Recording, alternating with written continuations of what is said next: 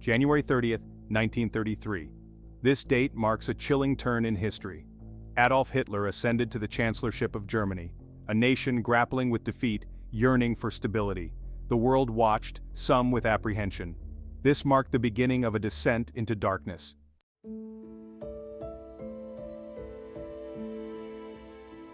To understand Germany's fall, we must delve into the chaos that engulfed it. World War I left Germany in ruins. Millions lay dead, their families shattered. The economy was crippled by war reparations. The proud German army was humiliated. The Treaty of Versailles fueled resentment.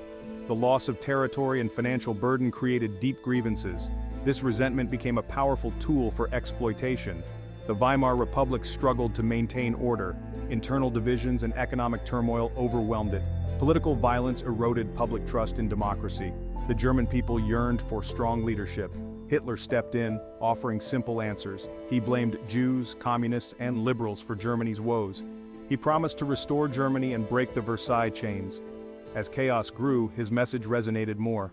The Treaty of Versailles, signed in 1919, cast a long shadow over Germany. Its harsh terms were seen as humiliating. The treaty stripped Germany of territories and reduced its military. The war guilt clause blamed Germany for woe. Heavy reparations crippled the economy. Economic instability and hyperinflation followed. This environment allowed extremist movements to flourish.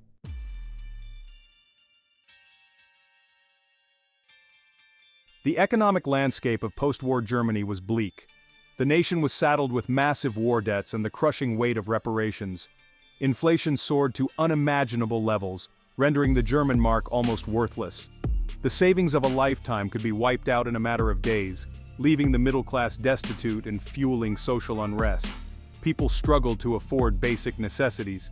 Images of Germans carrying wheelbarrows piled high with worthless banknotes to buy a loaf of bread became symbolic of the economic chaos. The desperation was palpable, pushing many to the brink and making them susceptible to the allure of extremist promises. The instability of the German economy led to widespread unemployment, further exacerbating social tensions. Factories lay idle, businesses shuttered, and millions found themselves out of work. The ranks of the unemployed swelled, creating a pool of desperate and disillusioned men vulnerable to the siren song of extremist groups who offered scapegoats and simplistic solutions. The Nazis skillfully exploited this economic misery, presenting themselves as the champions of the common man. They channeled the anger and frustration towards scapegoats, Jews, communists, liberals, anyone deemed responsible for Germany's downfall. Their message of national rebirth, of restoring Germany to its former glory, resonated with a population desperate for change and a return to stability.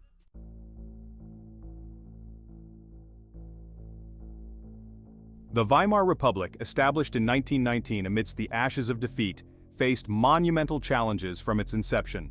Tasked with rebuilding a shattered nation, it was burdened with the legacy of war, a devastated economy, and a deeply divided society. The fledgling democracy struggled to maintain order and legitimacy. The political landscape was fragmented, with numerous parties vying for power. Coalition governments failed to provide stability and decisive leadership. Political violence, fueled by extremist groups, further undermined the fragile democracy. The Weimar Republic faced economic turmoil, political instability, and relentless attacks from extremists. The failure of the Weimar Republic serves as a stark reminder of the fragility of democracy. Adolf Hitler, who would drag the world into darkness, began his life in relative obscurity. Born in Austria in 1889, his early ambitions lay in art. Twice rejected by the Vienna Academy of Fine Arts, his dreams were dashed. This rejection, coupled with growing anti-Semitism, fueled his resentment. Hitler drifted, immersing himself in political pamphlets and beer halls. Drawn to pan-German nationalism and anti-Semitism, he blamed Jews for his failures. World War I gave him purpose. He volunteered for the German army. Serving with distinction, he earned the Iron Cross but was deeply affected by Germany's defeat. The Treaty of Versailles fueled his hatred and determination to restore Germany. Emerging from the war, he was no longer a frustrated artist but a hardened ideologue. In the aftermath of World War I, Germany was awash in political and social upheaval. Amidst the chaos, extremist groups found fertile ground for their ideologies. The German Workers' Party became the vehicle for Hitler's ambitions. He joined in 1919, rising quickly due to his oratory and charisma. Under Hitler, the party, renamed the Nazi Party, developed a toxic ideology. They believed in Aryan superiority and blamed Jews for Germany's woes. The Nazis also hated communism, seeing it as a Jewish conspiracy. Their ideology was a mix of pseudoscientific racism and distorted nationalism. They glorified violence, militarism, and totalitarianism under the Führer. Their propaganda painted a seductive picture of a resurgent Germany. This resonated with those affected by economic hardship and social upheaval. They offered scapegoats, belonging, and a promise of a glorious future. The Nazi Party, once fringe, found a receptive audience for its message.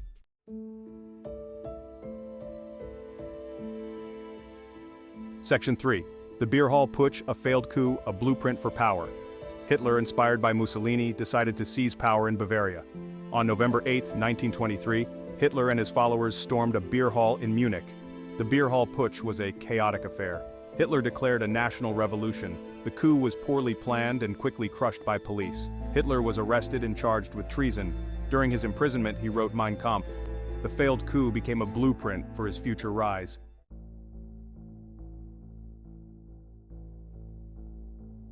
Germany's descent into despair.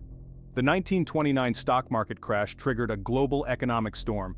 Germany, burdened by war reparations, was hit hard. Factories closed, businesses went bankrupt, and unemployment soared.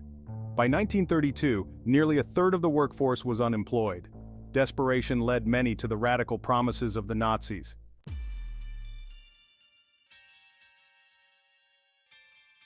Section 2. The Nazis seized the moment, exploiting crisis for political gain. The Nazis, once a fringe group, capitalized on the despair caused by the Great Depression. They saw the economic crisis and the failures of the Weimar Republic as a golden opportunity. Their propaganda machine spread their message of hate and division far and wide. The Nazis portrayed themselves as champions of the working class. They organized mass rallies where Hitler's oratory captivated audiences. They blamed the harsh economic conditions on the Treaty of Versailles and supposed Jewish collaborators. The Nazis offered simple solutions, scapegoating Jews, communists, and other minorities. They promised to restore national pride, create jobs, and rebuild the economy. Their message resonated with a population desperate for change. The Nazis understood the power of imagery and spectacle. Their rallies, often held at night, were carefully stage-managed events. They presented themselves as a disciplined, unified force. Their message, amplified by a compliant press, seeped into every corner of German society.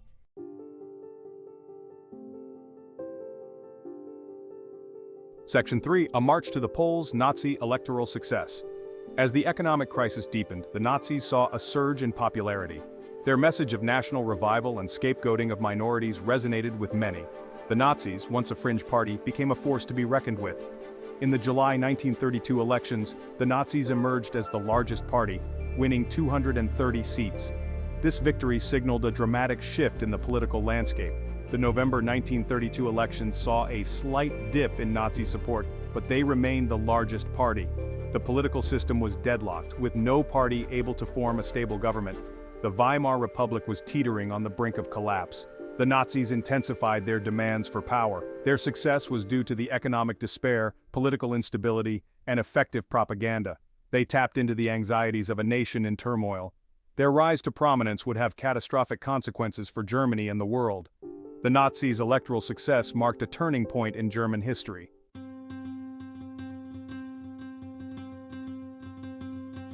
Section 1. A calculated gamble. By late 1932, Germany was teetering on the edge. The political landscape was fragmented, with no party commanding a majority. The Weimar Republic seemed incapable of restoring order. Against this backdrop, Hitler and the Nazis maneuvered into power. Many in the German elite viewed Hitler with apprehension and opportunity. They saw the Nazis as a tool to crush the left and restore stability. This miscalculation would prove fatal. Behind closed doors, deals were struck to control Hitler. President Hindenburg initially resisted appointing Hitler as chancellor. Under pressure, he eventually relented. On January 30, 1933, Hitler was appointed Chancellor of Germany. This moment would forever alter the course of history. The Weimar Republic had effectively signed its own death warrant. The Nazis' rise to power was a calculated gamble that paid off.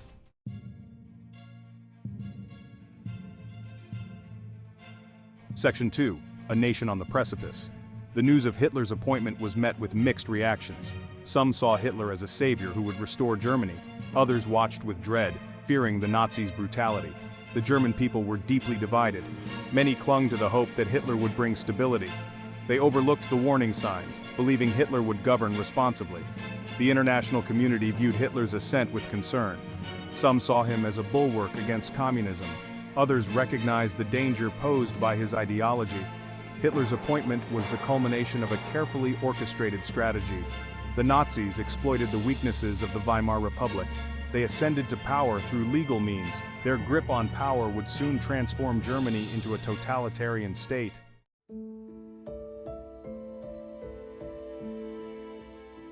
The night of February 27, 1933, witnessed the Reichstag Fire.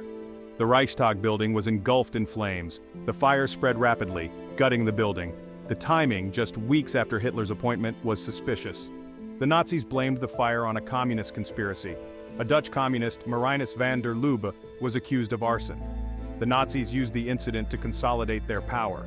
The fire had a profound psychological impact on the German people. The Nazis exploited this fear, portraying themselves as protectors. The incident provided an opportunity to eliminate political rivals. Hitler moved swiftly to consolidate his grip on power. The Reichstag fire marked a turning point in the Nazi consolidation of power.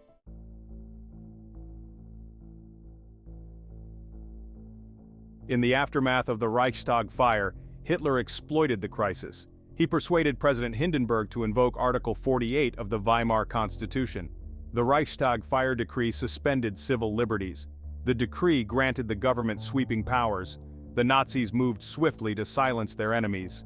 The decree marked a decisive turning point in the Nazi consolidation of power. It dismantled the remaining vestiges of democracy in Germany.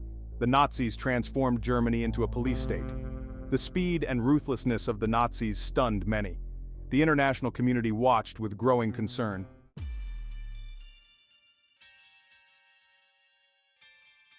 With the Reichstag fire decree in place, Hitler moved to consolidate power. He needed to legitimize his actions. This he achieved through the Enabling Act. The Enabling Act granted Hitler dictatorial powers. It was passed by the Reichstag on March 23, 1933. It gave Hitler's government the power to enact laws without the Reichstag's consent. The passage of the Enabling Act was a testament to the Nazis' efficiency. The remaining members of the Reichstag were intimidated into voting for the act. The Enabling Act marked the culmination of the Nazi seizure of power. Hitler transformed Germany into a totalitarian dictatorship. The Weimar Republic succumbed to the Nazi onslaught. The world watched as tyranny descended upon Germany. The Enabling Act was a key step in the Nazis' consolidation of power.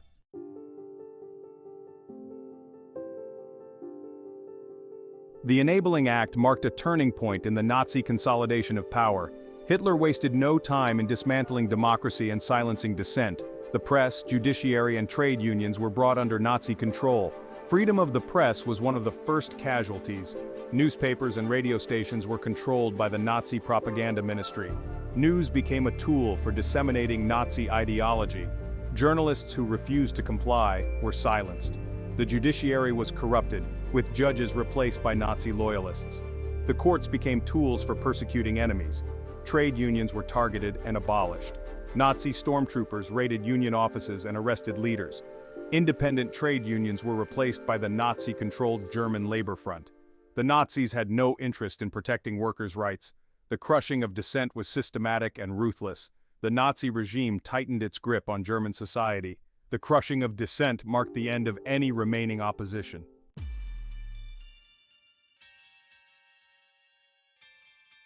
The consolidation of Nazi power relied on terror and intimidation. The Gestapo, the secret police, enforced this reign of terror.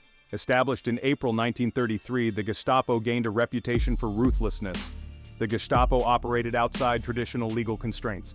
They had the power to arrest and detain individuals suspected of opposition.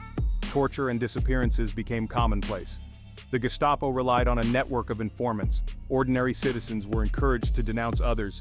Fear became a powerful tool of control. People were afraid to speak their minds. The Gestapo's reign of terror silenced dissent and maintained Nazi control.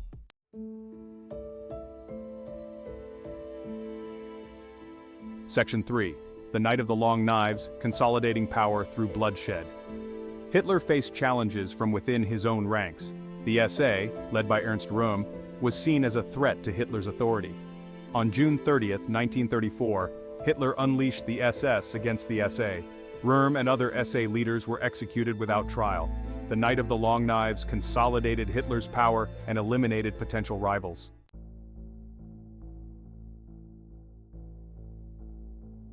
Section 1. The Führerprinzip, Hitler's totalitarian grip.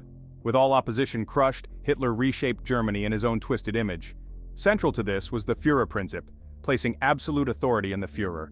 The Führerprinzip elevated Hitler to a godlike status. He was the embodiment of the German nation, his will absolute. Dissent was unpatriotic, a betrayal of the Führer. This cult of personality permeated every aspect of German life. Traditional institutions were dismantled or subservient to the Nazi Party. The Reichstag became a rubber-stamp parliament tightly controlled by Nazis.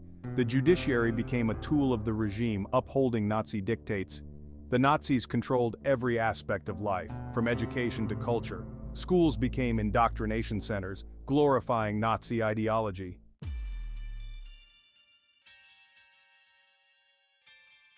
Section 2. A Nation Under a Spell, the Cult of Hitler. The Nazis, masters of propaganda, understood the power of imagery and spectacle in shaping public opinion. They created a cult of personality around Hitler, portraying him as a messianic figure, a savior who would rescue Germany from chaos. Hitler's image, ubiquitous on posters, flags, and in newspapers, became an object of veneration. Mass rallies, carefully orchestrated displays of Nazi power, became a central feature of life in Nazi Germany. These rallies, often held at night, were designed to overwhelm the senses, creating a hypnotic atmosphere of unity and purpose. Thousands of Germans dressed in Nazi uniforms would gather to hear Hitler speak, mesmerized by his promises of a glorious future. The Nazis understood the importance of indoctrinating the youth, shaping the hearts and minds of the next generation. Schools became extensions of the Nazi Party, their lessons infused with Nazi ideology. Children dressed in Hitler youth uniforms were taught to revere Hitler as their savior, pledging loyalty to the Führer and the fatherland. This cult of personality, cultivated through relentless propaganda and enforced through fear, had a profound impact on German society. Many Germans caught up in the fervor genuinely believed in Hitler and his promises. Others, perhaps harboring doubts, remained silent, cowed into submission by the omnipresent threat of the Gestapo. Germany, once a nation of poets and thinkers, had fallen under the spell of a demagogue, seduced by nationalism, hate, and the allure of a mythical past.